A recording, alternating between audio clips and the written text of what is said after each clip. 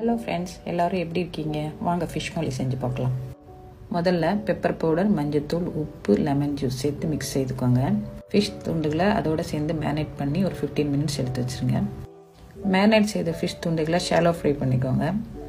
பூண்டு, பச்சை மிளகாய், கருவேப்பிலை, வெங்காயம் நீளமாக அரிஞ்சது, இஞ்சி துண்டுகளை எடுத்து வச்சுக்கோங்க. பாத்திரத்தில் தேங்காய் எண்ணெயை சேர்த்து அது சூடானதும் அதில் இஞ்சி, பூண்டு, பச்சை மிளகாய், வெங்காயம் சேர்த்து வதக்கணும்.